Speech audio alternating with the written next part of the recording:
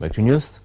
నగరం ప్రశాంతంగా ఉన్న వేళ ఎవరి పనుల్లో వారు బిజీగా ఉన్న సమయం అంతలోనే ఊహించని ఘటన. దిక్కులు పిక్కటిల్లేలా భారీ శబ్దం.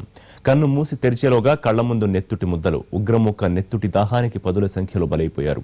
భాగ్యనగర చరిత్రలో అనుకోకుండా ఒకరోజు జరిగిన ఘటనకు 2 ఏళ్లైనా కళ్ల ముందు నుంచి చేదు జ్ఞాపకాలు ఇంకా చెరిగిపోలేదు.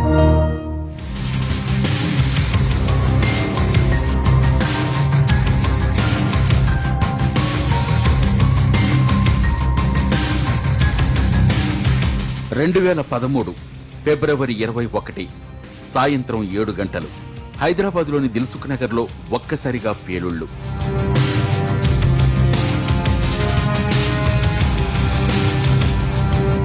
ముందు బస్టాప్లో, ఆ తర్వాత A1 టిఫిన్ సెంటర్ దగ్గర బాంబులు పేలాయి. ఏం జరిగిందోనని ఆలోచించేలోపే ఘోరం జరిగిపోయింది. అప్పటిదాకా తమ పక్కనే ఉన్న వారంతా రక్తపు మడుగులో కొంతమంది, శవాలై కొంతమంది పడేసరికి జనమంతా ఎక్కడి వాళ్లు అక్కడ పరుగులు పెట్టారు. క్షణాల్లో ఆ ప్రాంతమంతా శ్మశానాన్ని తలపించింది.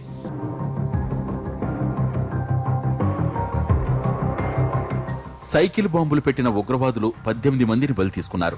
సీసీ కెమెరా ఫుటేజ్ని పరిశీలించిన దర్యాప్తు అధికారులు నిందితులను గుర్తించారు.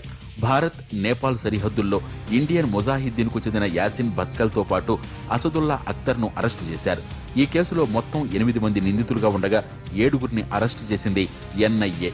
కీలక నిందితుడు IM వ్యవస్థాపకుడు రియాజ్ భత్కల్ మాత్రం ఇంకా చిక్కలేదు.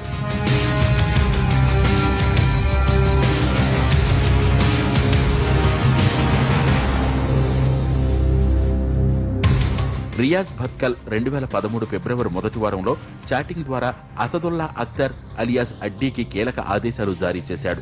ఇందుకోసం 6,80,000 రూపాయల నిధుల్ని సమకూర్చాడు.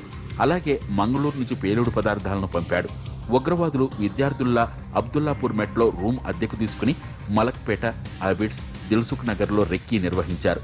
బాంబులు పేల్చడానికి అన్నిటికంటే దిల్సుఖ్ నగరే అనుకూలమైన ప్రాంతమని నిర్ధారించుకుని ప్లాన్ అమలు చేశారు. ఇందుకోసం మలక్పేటలో ఒకటి, జుమ్మేరాత్ బజార్లో మరో సైకిల్ని కొన్నారు. వాటికే బాంబులు కట్టి విధ్వంసం సృష్టించారు.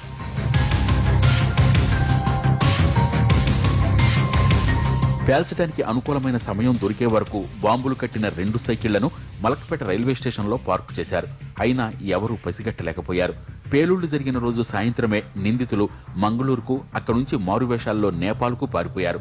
NIA దర్యాప్తులో ఈ విషయాలన్నీ పోసగుచ్చినట్టు వివరించారు నిందితులు.